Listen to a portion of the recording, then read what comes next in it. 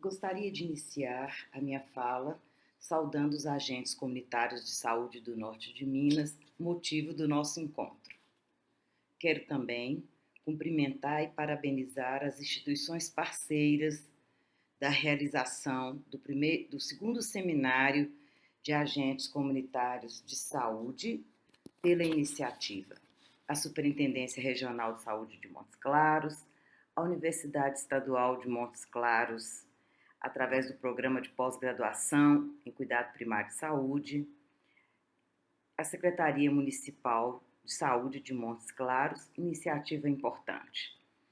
Para desenvolver o tema desse nosso encontro virtual, promovendo a saúde mental e o bem-estar psicológico, tracei um breve percurso para minha fala, em 3 tempos, que antecipo com uma primeira inquietação. É possível ter saúde mental e vivenciar o bem-estar psicológico no tempo em que vivemos? Voltaremos a essa questão ao final da minha fala. Eu, então, propus uma fala para vocês em 3 tempos. Vamos lá ao primeiro tempo, que é o tempo de ver. Destaco um momento histórico na política de saúde no Brasil, na década de 90, com a implantação do Programa de Agentes Comunitários de Saúde e posterior consolidação do Programa de Saúde da Família em uma ação de aproximação dos cuidados de saúde à população, tendo como elo o agente comunitário de saúde, lembrando que trata-se de uma recomendação da Conferência de Alma-Ata, uma conferência também muito importante e estratégica que convocou os países participantes a reorganizarem o cuidado em saúde, tendo como ênfase a atenção primária à saúde. Meu testemunho é um testemunho vivo, porque vivenciei a mudança na saúde pública com a presença do agente comunitário de saúde. Atuei em programa de residência multiprofissional de saúde da família pela Unimontes e posso testemunhar a diferença e a melhoria do cuidado, o antes e o depois dessa presença nos territórios existenciais das pessoas, facilitando o cuidado e dando oportunidade para uma melhor condição de vida e saúde às pessoas em áreas de abrangência sob sua responsabilização. No meu testemunho, eu recolho em minha trajetória na saúde pública, tanto docente como assistencial e na gestão em saúde, de histórias de vidas de agentes comunitários de saúde, o cotidiano do trabalho, as dificuldades vivenciadas para a aproximação da população e o seu reconhecimento como trabalhador de saúde. Foram inúmeras visitas que fizemos a pessoas em sofrimento psíquico, visitas domiciliares, na rua, né, nos espaços abertos dentro da unidade, tendo o agente comunitário de saúde como aquele que era capaz de estabelecer um vínculo de confiança com a comunidade, com a população, com os usuários, né? Ele entendendo que aquela equipe que estava ali era para auxiliá-lo em seu sofrimento psíquico. Quantas visitas em casas de pessoas em condições, né, muito tristes, de muita pobreza e sem acesso ao serviço de saúde, tendo a vida psíquica totalmente desorganizada, e foi possível, né, com o conhecimento de vocês da vida dessas pessoas, a preocupação desses agentes, né, com as condições de saúde e vida de uma maneira em geral, o quanto que possibilitou o acesso a serviços de saúde, incluindo a saúde mental. Foram 2 décadas, né, releio isso em 20 anos de história, de construção de um lugar na equipe do trabalho, na população, na vida da comunidade e no sistema de saúde, o Sistema Único de Saúde. Vocês construíram esse lugar com a força de vocês, com a determinação, né? e, sobretudo, com a confiança da população depositada em vocês, como aqueles que iam conseguir falar a linguagem do povo, que sabia do cotidiano das pessoas, das condições de vida e de sofrimento, incluindo as questões ligadas à saúde. Vocês construíram esse lugar, né? Dentro da comunidade, dentro da equipe e dentro do Sistema Único de Saúde. São hoje, né, trabalhadores reconhecidos da importância para um cuidado melhor à saúde da população. Segundo tempo, tempo de compreender. Consolidado o lugar e o trabalho do agente comunitário de saúde na comunidade, o mundo não lhes foi generoso, porque profundas mudanças se instalaram para todos nós e para toda a população, com repercussões desastrosas nas nossas vidas e nas vidas daqueles de quem cuidamos. Refiro-me à escalada vertiginosa de catástrofes, sobretudo ambientais, de várias formas de violência e ódio, de desrespeito às diferenças e também das pandemias. Diante dessa nova era global, destaco dois teóricos importantes que nos ajudam a pensar o nosso tempo. A Isabella Stein, que vai discutir a nossa época como a era das catástrofes, seja ecológica, ambiental ou mesmo no valor da vida. Um outro autor, o Achille Mbembe, vai falar do brutalismo, que é como uma característica principal de uma nova era global em que mudanças na tecnologia e no mundo financeiro do capital que eles vêm provocando mudanças nas relações entre humanos, na redução da qualidade do trabalho e mesmo na oferta dele e nessa sua condição. A equação era das catástrofes, mais globalização, vem produzindo, entre tantos fenômenos, pandemia, violência, aumento da pobreza, piora das condições de vida e outras coisas mais, porque são projetos de soberania e dominação em curso no mundo que cada vez mais, né, desvalorizam vidas globais, vidas humanas. E é nesse cenário que nós, trabalhadores de saúde pública, atuamos, né? E é nesse cenário que o agente comunitário de saúde, né, enfrenta o seu cotidiano de trabalho, né, com suas questões pessoais e, ao mesmo tempo, se deparando com o cotidiano das pessoas sob sua responsabilização, né, famílias que vivenciam, né, a precarização do mundo do trabalho e das condições de vida. A nossa era produz, de uma forma vertiginosa, uma precariedade da vida, com efeitos nas nossas subjetividades. Não podemos colocar na conta da pandemia do coronavírus todos os sentimentos que foram acirrados em nossa época. Perplexidade diante do aumento da violência, paralisia ou impotência diante da perda do poder aquisitivo, angústia pelo vazio de sentido da vida, traumas decorrentes das experiências de muitas perdas, empregos, amigos, familiares, vizinhos, nossos colegas. E é nesse cenário que se insere hoje o nosso tema, promovendo a saúde mental e o bem-estar psicológico. Se formos às mídias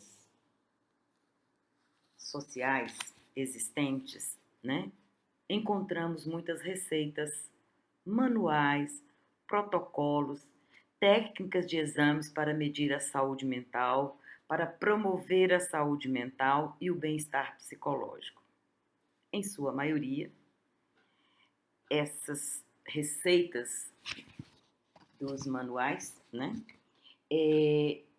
Elas promovem, né, a saúde financeira de quem as prescreve, não necessariamente promove esse bem-estar, né, psicológico que procuramos. Eu vou ser econômica nesse assunto com vocês. O melhor conceito que eu já vi sobre saúde mental é o que nomeia a saúde mental como a capacidade de atravessar a rua sem ser atropelado. Esse autor, Millet, né, ele vai dizer, né, que ter, né, uma saúde mental é ter a capacidade, diante de todos os problemas que estamos vivenciando, dar conta de atravessar uma rua sem ser atropelado. Vamos falar de alguns desses problemas. Sobrecarga de trabalho, trabalho doméstico, violência intrafamiliar, conta para pagar, salário para chegar, remédios para comprar, filhos para levar na escola, prestações de bens adquiridos para pagar, né? E tendo hora de trabalho para chegar e tendo todas essas preocupações, conseguir atravessar a rua sem ser atropelado. Então, saúde mental é a capacidade de lidar com as adversidades, com os problemas da vida e o cotidiano e seguir adiante. Como promover a saúde mental e o bem-estar psicológico? Esse é um tema para nós trabalharmos. Algumas formas a gente já conhece e o senso comum, o saber popular, sabe muito mais do que qualquer cientista. Tendo dinheiro para pagar as contas, tendo emprego, governo que tenha políticas públicas para tratar as desigualdades sociais, acesso à saúde, tendo bons laços sociais. De uma forma generalizada, né, a gente pode questionar como, né, reunirmos essas características todas para tocar as nossas vidas. Freud, um autor importante na psicanálise, ele vai nos chamar a atenção para um aspecto sobre o adulto saudável. Ele vai nos dizer que o adulto saudável é aquele que consegue amar e trabalhar, desenvolver afetos defensivos para suportar o real da vida e as suas dificuldades, né? O convite, nesse sentido, é que cada um possa repensar a sua vida e saber como é que está a sua capacidade em amar e trabalhar.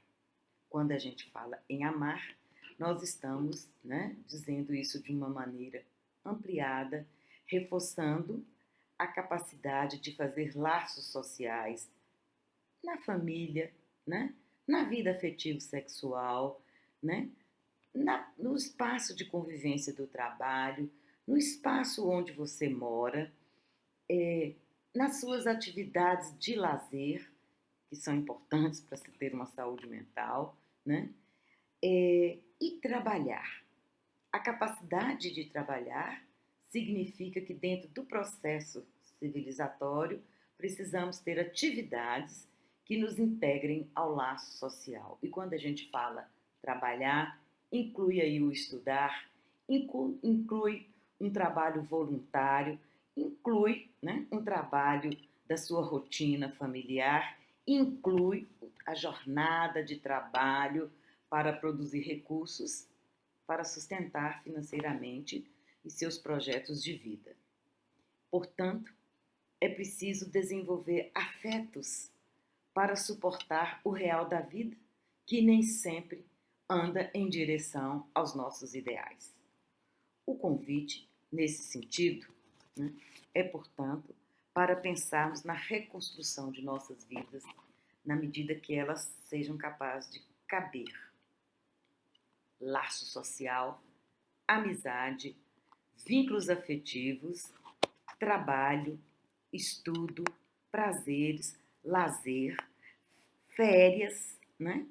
Desde quando foi instituída a jornada de trabalho, né, também foi instituída o feriado, o fim de semana e férias, né?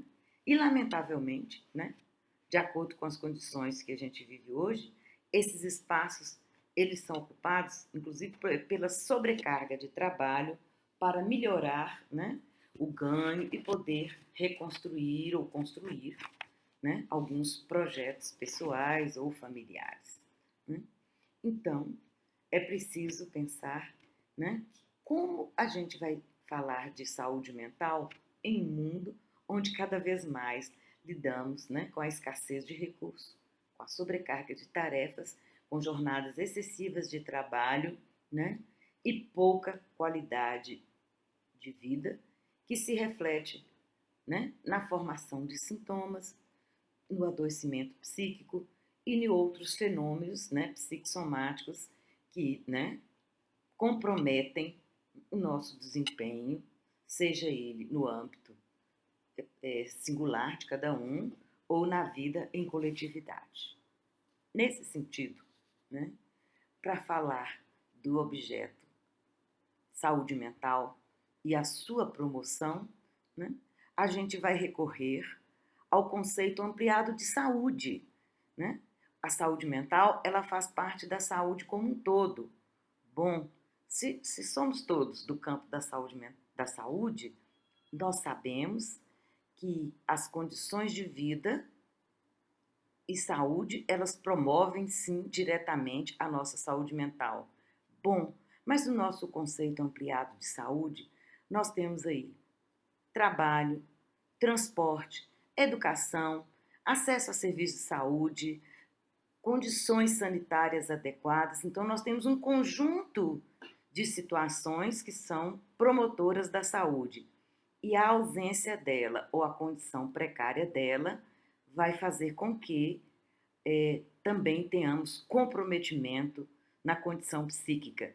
Nós não podemos separar, né, a ideia do somático, né, do biológico, da condição do psíquico, mesmo porque, né, essa díade ela não se separa. Portanto, quando a gente fala da promoção da saúde mental, nós estamos pensando então na condição da saúde como um todo, de uma forma integral, levando as condições biopsicossociais, como recomenda a Organização Mundial de Saúde. Terceiro tempo de tentar avançar um pouco na nossa conversa. O que comemorar hoje? Né? A presença de vocês nos territórios de vidas, das pessoas e de todos nós, né, trabalhadores de saúde, todos nós que acreditamos que as políticas públicas de saúde podem melhorar, sim, as condições de vida das pessoas. Então, eu comemoro hoje a presença de vocês, o quanto que a presença de vocês contribui para que a saúde aconteça, né, junto aos moradores das áreas de abrangência onde vocês atuam, né? Quais os desafios para o cotidiano do trabalho e de suas vidas? O mundo hoje nos pede colaboração e solidariedade para frear o gozo de uns em detrimento a outros e buscar formas alternativas de viver que nos retirem do conforto covarde da servidão voluntária e da espera de solução que venha do outro. Essa é uma posição passiva diante da vida que não nos ajuda a melhorar a nossa condição. É preciso que a gente seja ativo em direção ao projeto de vida que acreditamos e queremos construir para nós e para os outros ao nosso redor. O que conquistar nisso? E como conseguir, né, trabalhar esses desafios? É preciso conquistar uma cidadania ativa, que envolva direitos e deveres e uma vida participativa na política, na cidade e em direção ao laço social. Participar na vida política é debater, é colocar as opiniões, é contestar situações que vão contra, né, uma condição de vida saudável das pessoas, né, e na esfera da saúde, né, uma cidadania ativa para nós trabalhadores é estarmos sintonizados com as questões que são tratadas nos conselhos locais de saúde, no Conselho Municipal de Saúde, nas conferências de saúde, sejam elas setoriais ou geral. Né? É preciso que a gente saiba do que está acontecendo, né? Os rumos que estão sendo dados para os nossos serviços de saúde e outras políticas que dizem respeito à nossa vida na cidade. Também é possível pensar na busca de uma ética da convivência e do respeito ao diferente.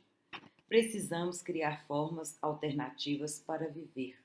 E o respeito à diferença, seja ela entre homem e mulher, seja ela entre negros e brancos, seja ela entre comunidade LGBTQ+, ou outras questões que atravessam nossa vida hoje, né?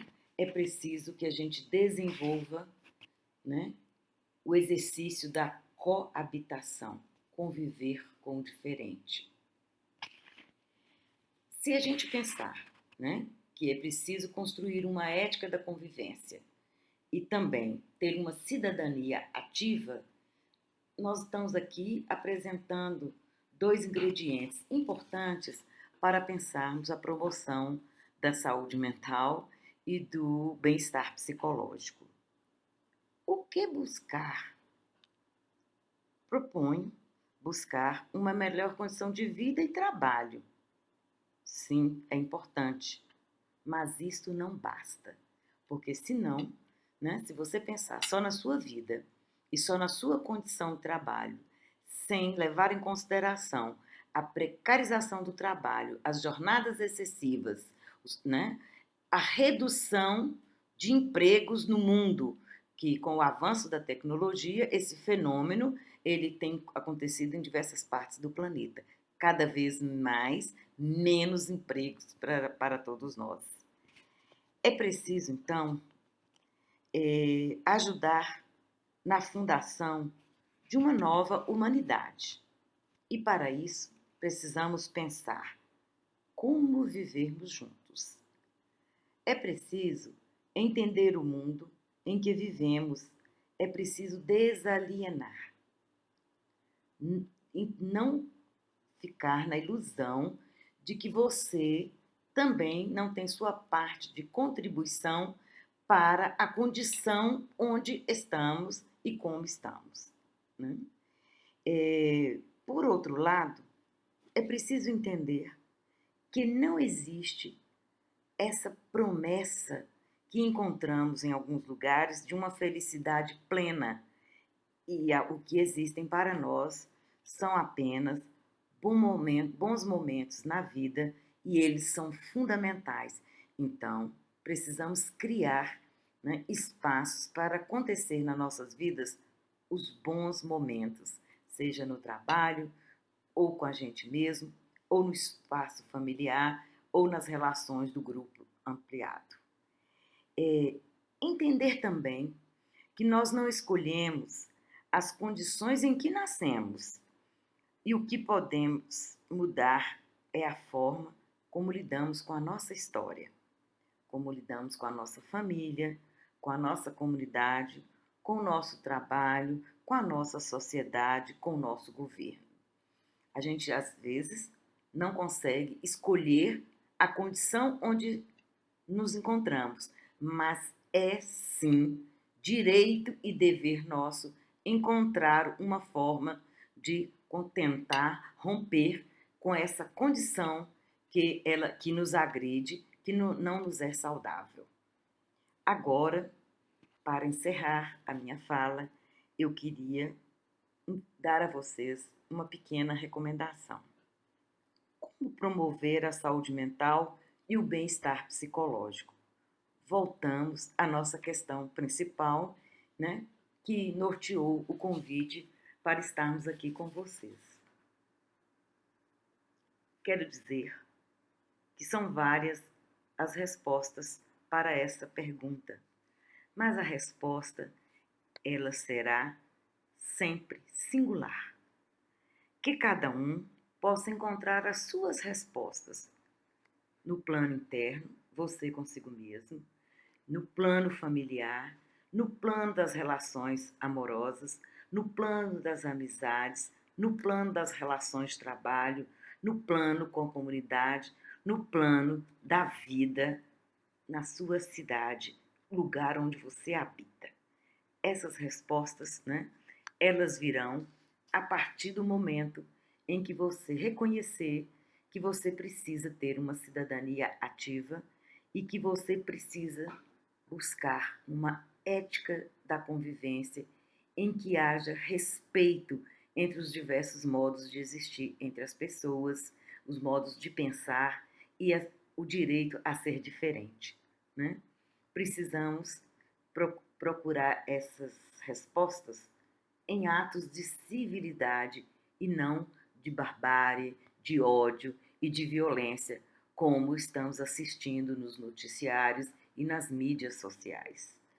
Precisamos construir um novo lugar para o ser humano, condição para a sua sobrevivência, se continuarmos nos tratando da forma como estamos.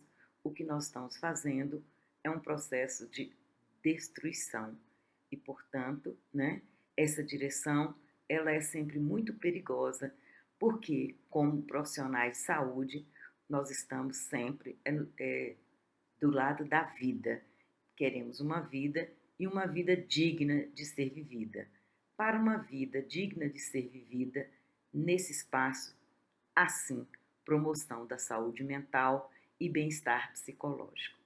Espero que a minha fala, né, tenha contribuído para as reflexões que vocês estão desenvolvendo ao longo dos trabalhos dessa semana, né, onde se comemora, né, a Semana do Agente Comunitário de Saúde. Né? E, mais uma vez, eu quero agradecer a vocês, agentes comunitários de saúde, em particular, quero agradecer à agente comunitária de saúde da minha rua, com quem eu dialogo as questões, né, da vida da saúde na minha família e no nosso bairro e, por extensão, na nossa cidade. Quero convidar também vocês à cidadania ativa, ocupar os espaços onde podemos protestar, denunciar o que anda errado, né, e apontar direções para uma construção de uma vida melhor em coletividade para todos nós. É esse o meu recado. Muito obrigada. Né? Espero não ter decepcionado com vocês, na medida que eu não tenho uma resposta que possa agradar a todos, mas eu convido que cada um, na sua singularidade, possa buscar e encontrar um pouco de bem-estar, de promoção, bem-estar psicológico, e que você seja capaz de identificar, né, formas de promover a sua saúde mental no seu cotidiano. Um abraço carinhoso para todos vocês. Tchau. Boa tarde a todos e todas. Sou Carla Patrícia Martins, psicóloga da Atenção Primária à Saúde do município de Montes Claros. Sou também preceptora e tutora do Programa de Residência Multiprofissional em Saúde da Família, da Unimontes, e também mestranda do Programa de Pós-Graduação em Cuidado Primário, também da Unimontes. É uma alegria, uma satisfação imensa estar aqui hoje, nessa semana, né, de comemoração aí ao Dia do Agente Comunitário de Saúde, essa categoria profissional pela qual eu tenho estima, pela qual eu tenho admiração, respeito e grande reconhecimento. Nós estaremos aqui nessa tarde de hoje, trabalhando e refletindo um pouco sobre essa questão da saúde mental e o bem-estar psicológico. né? A gente teve um momento anterior com a professora Rosângela Silveira, e agora eu trarei outros aspectos relacionados a essa temática. Eu espero que seja uma tarde bastante produtiva, né? Que vocês possam participar através do chat, né? Ao final da apresentação, estarei disponível para que a gente possa conversar sobre outras questões, sobre os apontamentos que vocês foram fazendo ao longo da apresentação. Espero mesmo que seja um momento muito produtivo para todos nós.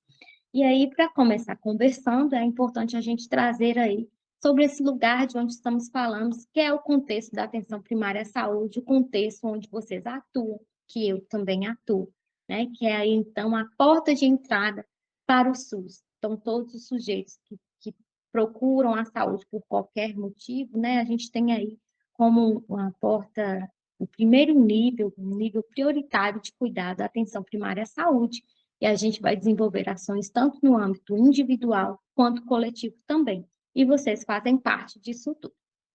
E aí a gente tem uma outra questão que é um agente comunitário é um dos profissionais que atuam e que se destacam pelo papel importantíssimo que desempenham nesse contexto.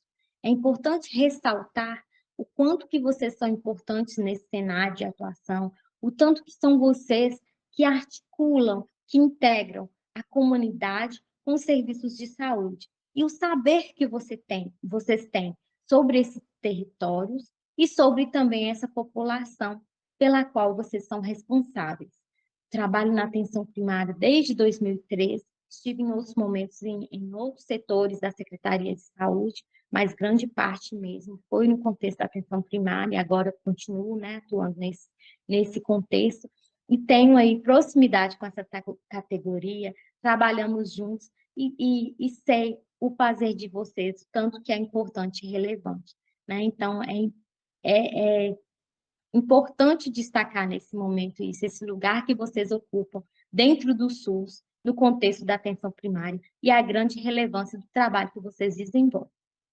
E aí a gente traz, então, essa questão de uma reflexão sobre a saúde mental e o bem-estar psicológico.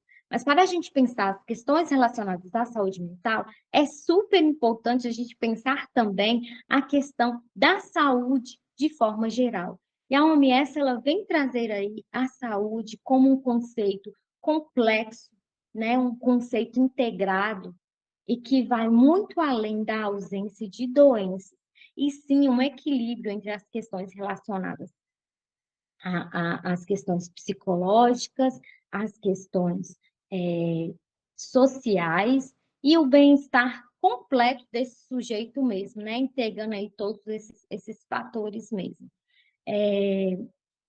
E a saúde mental entraria aí dentro desse bojo, dentro disso tudo, né? Somando aí a essas questões e o tanto que é importante a gente pensar e refletir como está a nossa saúde mental, como que eu tenho me cuidado, como que eu estou me cuidando dentro desse contexto, né? Alguns estudos trazem aí as questões da pandemia. Nós vivemos um momento pandêmico e este momento ele teve muitas mudanças para muitas pessoas, desde as formas como tivemos que nos reorganizar, mas também trouxeram outros impactos para a vida das pessoas. Algumas coisas, hoje em dia, né, a pandemia começou em 2020 e 2022 já foram amenizando os casos, né, as questões da mortalidade também diminuída, mas o que é importante a gente destacar é que teve mudanças e transformações que o movimento pandêmico trouxe para a população e para nós, enquanto profissionais de saúde, e que ainda se reflete em nossas vidas hoje, né? A gente lidou aí durante esse tempo com muitas mortes, mortes de pessoas próximas, mortes de moradores ali do território, de familiares, tivemos que lidar com essa questão do luto muito intensamente, né? Em vários momentos chegava a notícia que alguém tinha falecido e era alguém próximo, e havia um sofrimento em relação a isso.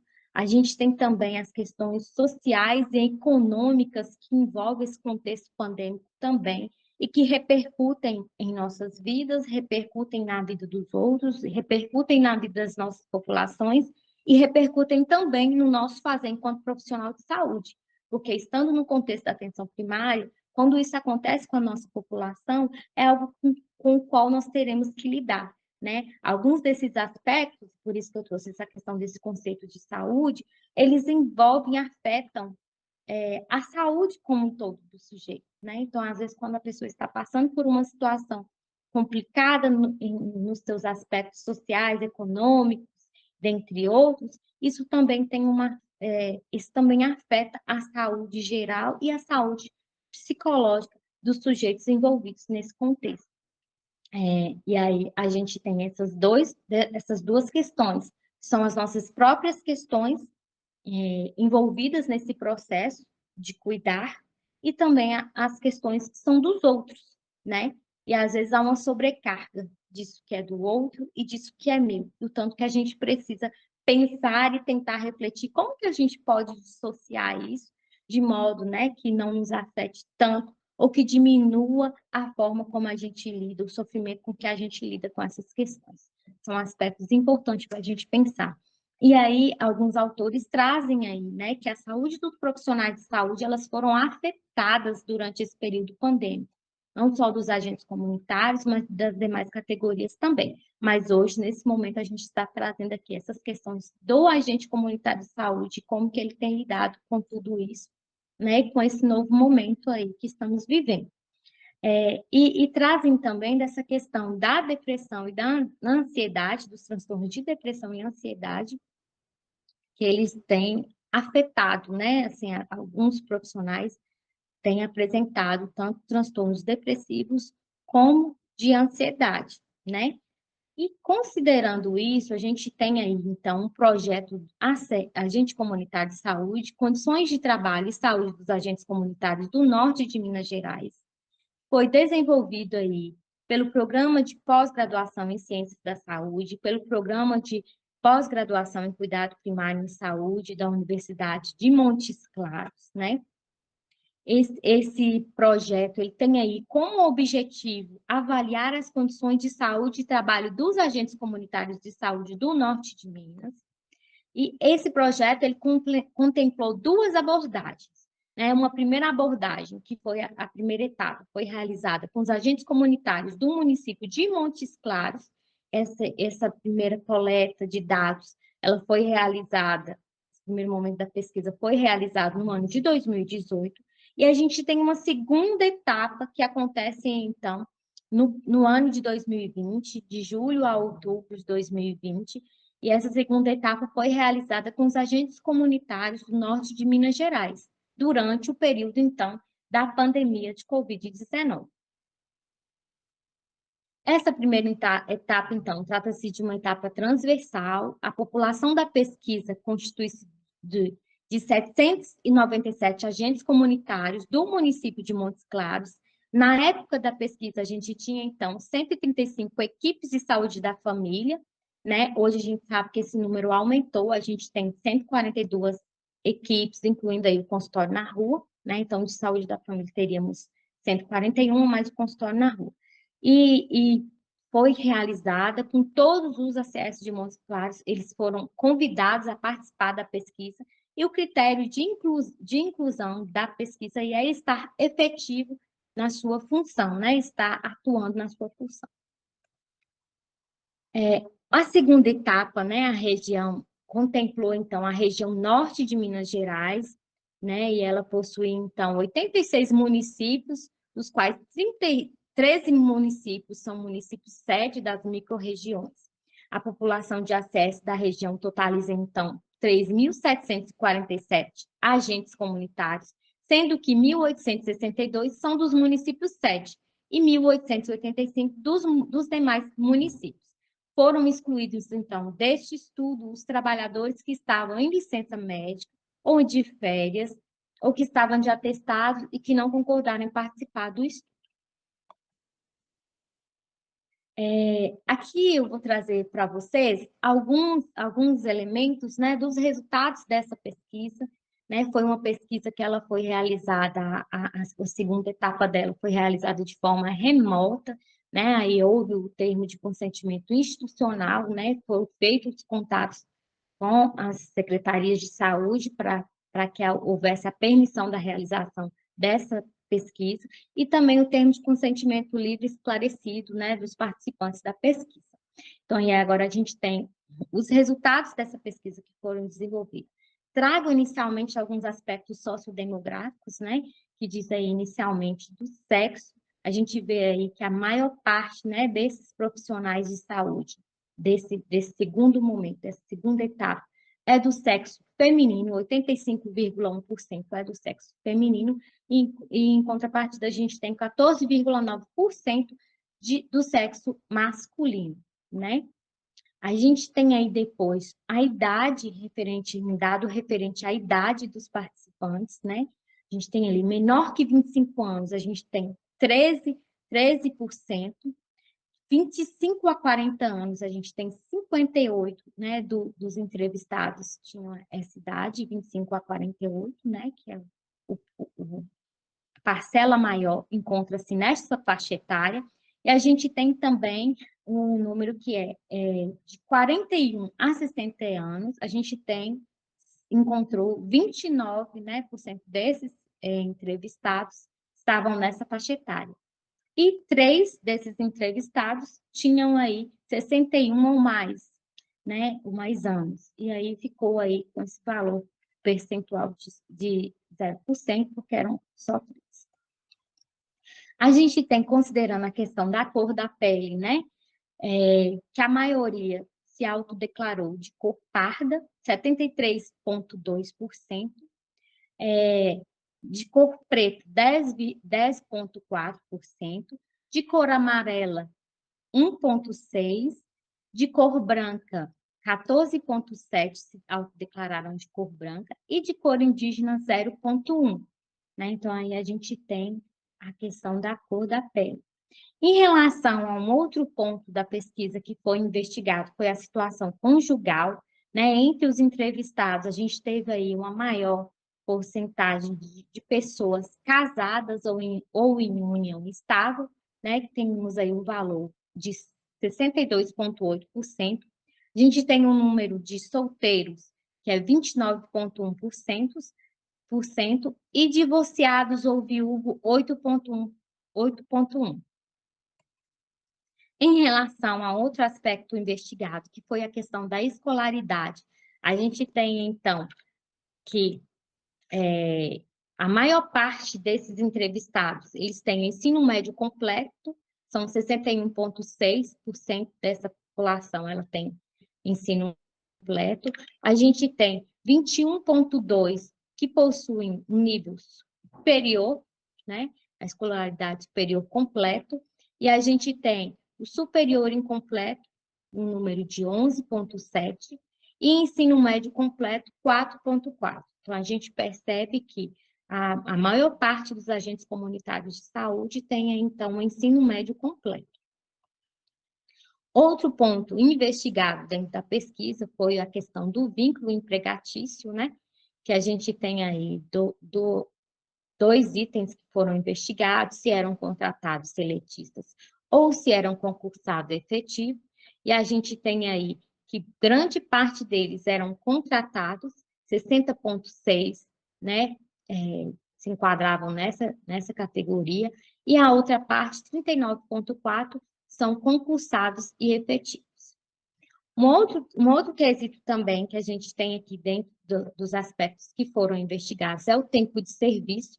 A gente tem aí, a maior parte dos agentes comunitários, eles têm de 1 a 5 anos, 40,1%.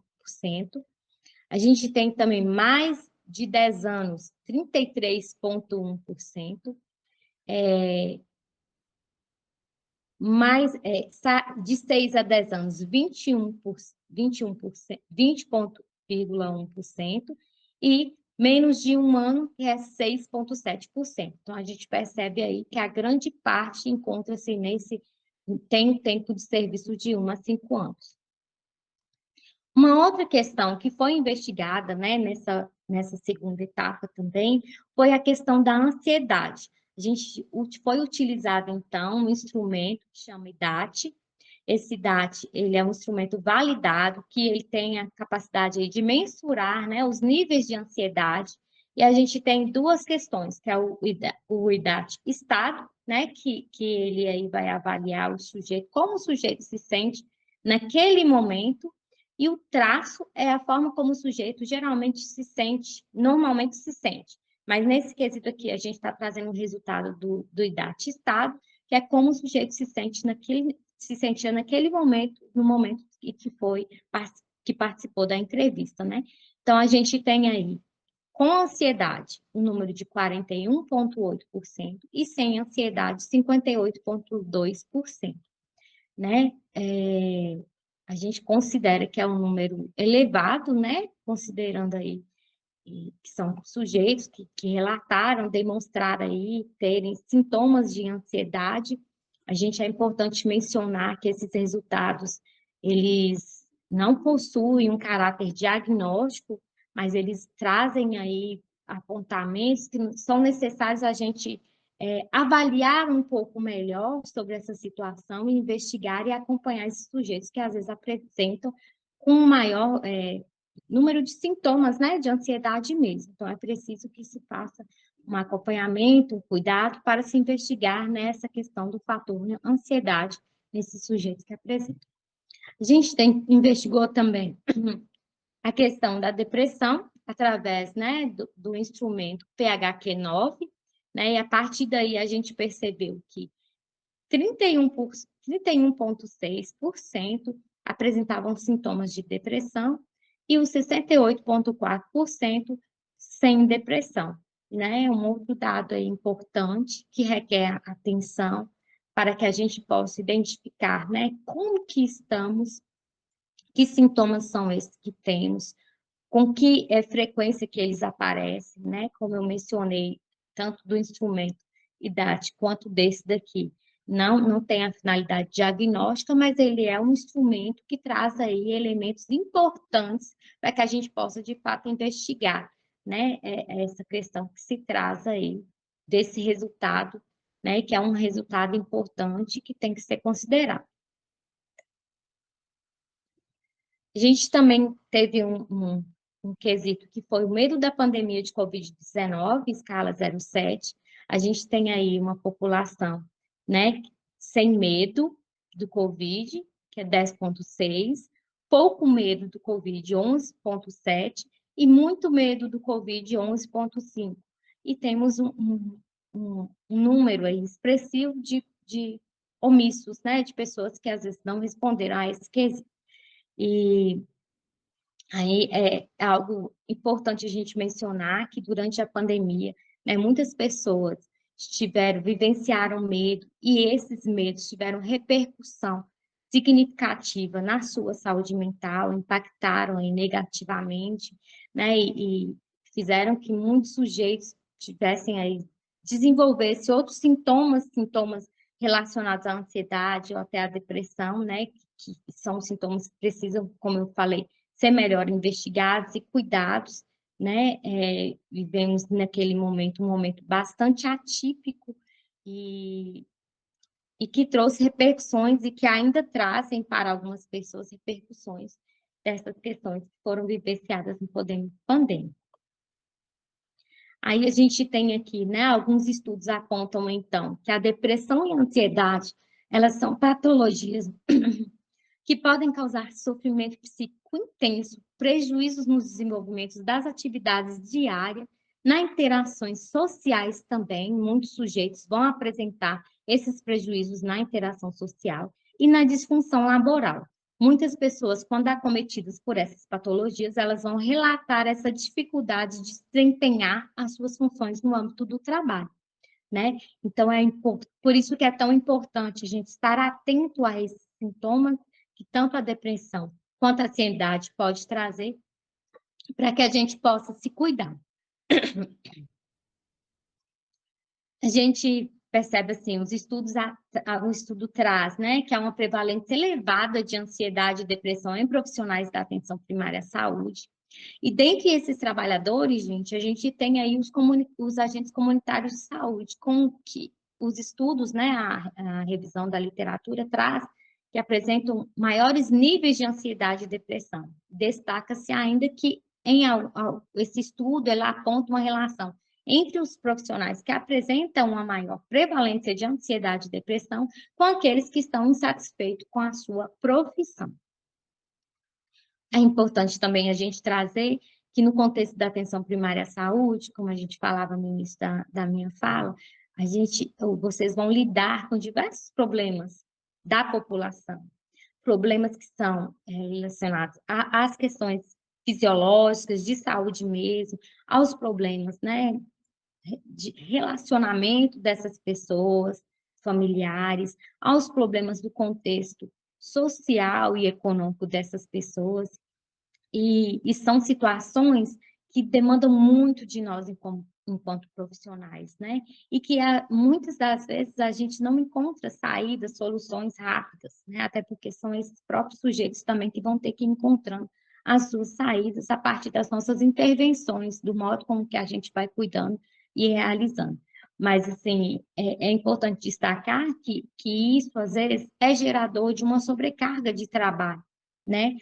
Os sujeitos envolvidos nesse trabalho, os agentes comunitários, muitas vezes ficam sem saber como lidar com todas essas demandas, que é do outro, e que a gente, enquanto profissional de saúde, precisa estar junto, precisa ajudar, precisa intervir, porque esses aspectos interferem diretamente nas questões de saúde da população. Aí é possível observar, né? Os estudos trazem aí essa questão do adoecimento psíquico e da insatisfação, muitas vezes, dos trabalhadores em relação ao trabalho que desempenham, né? E como que a gente pode refletir e pensar aqui hoje que a gente pode minimizar, né, essa sobrecarga a ponto de que a gente possa aí, ter uma melhor qualidade de vida, né? E diminuir, ou de certo modo, a gente percebe que essas questões afetam, né, as nossas questões psicológicas, a sobrecarga de trabalho, como que a gente pode reduzir de forma a minimizar, né, essas questões do adoecimento psíquico como um todo mesmo. Alguns outros estudos apontam aí, né, que o agente comunitário de saúde tem como objeto a demanda relacionada a uma atenção integral da população e sua atuação profissional, eles lidam ainda com muitos desafios, né? Que vão não só com o cuidado com o paciente, mas vão também com as questões administrativas que eles desempenham dentro do contexto da atenção primária, com a burocratização dos serviços mesmo, a ausência de alguns limites, né, sobre sua atribuição, que às vezes isso gera fonte de insatisfação para alguns profissionais que ficam sem entender até que ponto que é o meu lugar, que é o meu fazer enquanto agente comunitário de saúde e como que eu posso influir. E essas questões às vezes podem gerar, né, angústias e sofrimento por não saber, por não ter respostas sobre essas questões e também aspectos relacionados à própria fragilização na formação profissional da formação deste profissional mesmo. E aí, pensando nesse contexto, nessas questões que fui trazendo, nas questões dos resultados da pesquisa, né, que trazem aí relacionados à questão do adoecimento psíquico, da presença, né, dos sintomas depressivos e de ansiedade, que isso, né, tem se dado de forma expressiva dentre os trabalhadores da atenção primária e dentre os agentes comunitários de saúde, que é aqui o nosso objetivo, tratar, é de a gente pensar e refletir como tenho cuidado da minha saúde mental, né, que é o que a gente vem falando aí. Como que eu posso fazer com que a sobrecarga de trabalho, com que o meu dia a dia na atenção primária, né, lidar com essas situações a ponto de que isso não nos afete, a ponto de gerar tanto sofrimento, né, no desempenho das nossas atividades no trabalho. Essa pergunta, ela se faz muito importante, até porque, assim, não há uma resposta padronizada, né, de uma forma de atuar e de intervir e de lidar com os problemas de saúde, de lidar com as nossas próprias questões, que seja um padrão para todos. A gente sabe muito bem que as coisas, elas são construídas caso a caso, individualmente, né? Para cada sujeito há uma resposta que é diferente, né? Quando eu faço essa pergunta e eu provoco essa reflexão em vocês, como vocês têm cuidado, imagino que se cada um tiver aí refletindo sobre isso, estará pensando em saídas, em propostas que são diferentes uns dos outros, né? E para cada pessoa tem coisas que vai fazer mais sentido e outras não. Né? Algumas formas de cuidados, elas são mais interessantes, vão ter um resultado mais importante, interessante, que para outros sujeitos. E por isso que é importante a gente pensar, né, sobre nós, como que lidamos com isso, como que podemos, né, de certa forma, realizar o nosso trabalho, né, conviver com todas essas adversidades, conviver ainda com os reflexos da pandemia, sem deixar que essas coisas nos afetem tanto ou minimizar, né, essas repercussões na nossa saúde. E aí é importante a gente pensar a questão do nosso autocuidado. Como que eu estou me cuidando? Como que eu tenho, que momento que eu tenho para mim, para fazer as coisas que eu gosto, que são importantes, né, para o meu dia a dia. Todas essas questões são de suma importância a gente começar a pensar, a refletir sobre isso e trazer aspectos, né? A gente tem alguns tipos de autocuidado que envolvem tanto as questões emocionais, né? E temos também o outro tipo de cuidado que envolve as questões físicas, né? Que é o nosso cuidado com o nosso corpo, com nós mesmos, com a nossa saúde fisiológica. As questões do social também, que é a questão das importâncias dos laços sociais, das interações sociais e que tudo isso não há como separar esses tipos de autocuidado, não há como separar essas repercussões da nossa vida. Quando a gente está cuidando de uma parte, a gente começa a cuidar e a refletir sobre outra, né? Elas estão interrelacionadas e o tanto que isso é importante, a gente se priorizar, a gente se cuidar, né? E a gente entender também dos nossos limites, até onde eu posso ir, até onde que eu dou conta, né? Até onde que é a minha responsabilidade, né? Estar atuando, intervindo, e até onde que é de responsabilidade do usuário de saúde, né? Ele ter que buscar suas próprias saídas em alguns momentos também, né? Dar essa autonomia aos sujeitos usuários de serviços de saúde e até que ponto que eu posso intervir. Então, começar a entender, a refletir sobre isso é de suma importância, porque aí a gente vai compreendendo que existem alguns limites, que não é em tudo que a gente poderá atuar, mas que tem alguns momentos que somos convocados mesmo a intervir e atuar mesmo.